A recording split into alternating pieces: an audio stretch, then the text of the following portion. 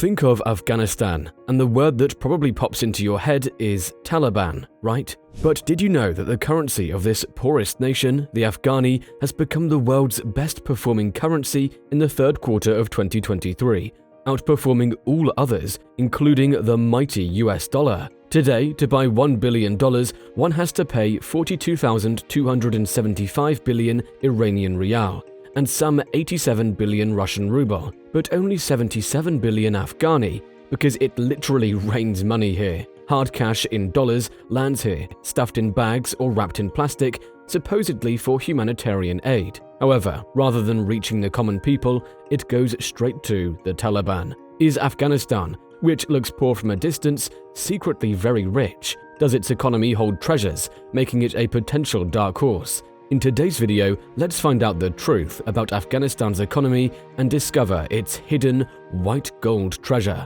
So don't miss the end. Throughout history, Afghanistan has been a challenge that even the mightiest superpowers couldn't conquer. Whether it's the British Empire, the Soviet Union, or more recently, the United States, all tried and failed. Even the legendary Alexander the Great once cautioned the world about the revenge of the Afghans. Afghanistan's been stuck in a war for the past 40 years, first with Soviet Russia, then with America, and now under the control of the Taliban. This power shift has directly impacted its economy. In 2021, the United States opted to withdraw its armed forces from Afghanistan, anticipating stability and the government's ability to retain control. However, as often happens, reality had a different script to follow. On August 15, 2021, Taliban took control of Kabul, marking the birth of the Islamic Emirate of Afghanistan. What's pretty fascinating is that, until now, no single country has officially recognized this new government. This lack of recognition has hit Afghanistan hard.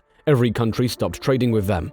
Western nations even slapped sanctions on the Taliban-led regime, making it seriously tough for them to do business with the rest of the world. That's why today, Afghanistan has become one of the poorest countries in the world. Before Taliban took control, approximately 40% of Afghanistan's overall GDP relied on foreign aid. But then the financial tap was turned off. Why? Well, the powers didn't want that cash flowing straight into the Taliban's pockets, preventing it from being funneled into activities that promote terrorism. The Asian Development Bank dropped a reality bomb. A whopping 49% of Afghans are battling to make a living, scraping below the poverty line. Afghanistan's GDP sits at roughly $14 billion, accommodating a population of around 40 million. Now let's put that in perspective. Head over to India's Kerala state. They have a similar population, but their economic game is on another level, with a GDP that's a whopping 10 times larger at $145 billion.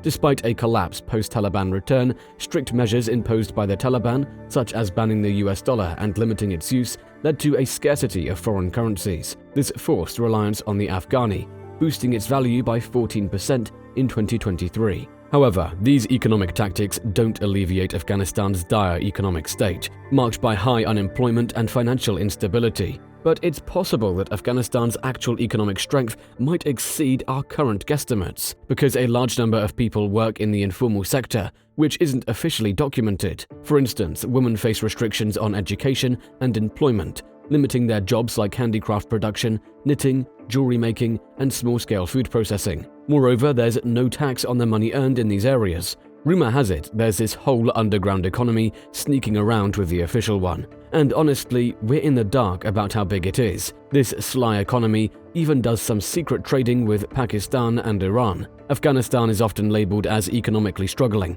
but it's essential to note that those in power aren't facing financial difficulties. So is Afghanistan secretly rich? The simple answer is yes. And the detailed answer is, well, it's a bit complicated. Taliban stands as the wealthiest militant group globally, generating income through four main ways: foreign donations, drug trade, exploiting mines and minerals, control of trade routes. Starting with foreign donations, the CIA suspects Russia and China are financially supporting the Taliban in the name of donations. According to a confidential US study, Taliban got $106 million from Gulf countries. Taliban receives roughly $500 million in international donations every year. The second source is the drug trade.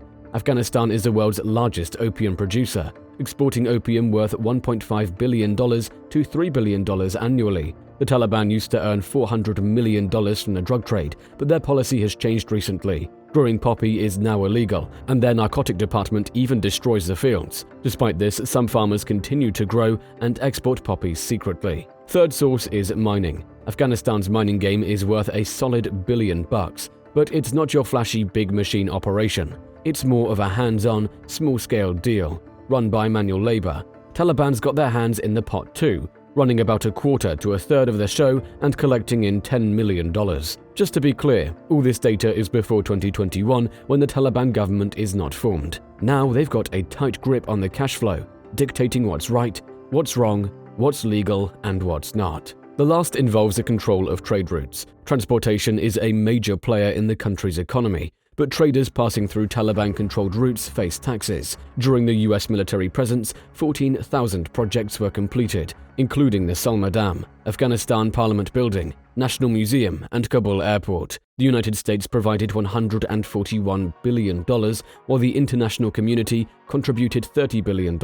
However, this significant project, the Ring Road, failed as the Taliban captured it after its construction, charging fees for goods passing through the trade routes and earning millions from 2003 to 2021. A century ago, if someone had painted a vision of the present-day Middle East, it would have seemed like a scene from a fantasy movie. But today, we find ourselves during a profound transformation, a desert becoming an economic oasis. And the catalyst for this remarkable shift is the discovery of black gold, oil. Suddenly, this liquid treasure became the cornerstone of our contemporary way of life. It powers our vehicles and finds its way into everyday items like plastic bottles, tires, candles, cosmetics, and toothpaste. But guess what? The oil era is getting old, and the spotlight is shifting to white gold, lithium, the stuff that powers electric vehicle batteries. Afghanistan is sitting on a potential lithium gold mine, estimated at a whopping $1 trillion. The demand for lithium is about to skyrocket,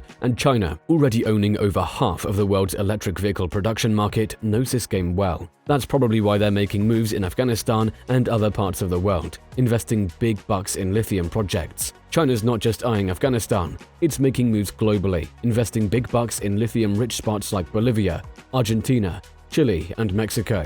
And while most countries are wary of dealing with the Taliban, China's stepping in with a cool $10 billion business deal, promising jobs and progress in Afghanistan. To elevate Afghanistan's mining industry further, external assistance is crucial, and China is stepping in to provide that support. It's a long-term play for China, offering just a fraction of the potential lithium wealth in return. Afghanistan emerges as a paradox, a nation rich in resources, yet burdened by internal challenges. As global players like China step in, the future of Afghanistan's economy remains uncertain, raising questions about the balance between economic progress and the well-being of its citizens.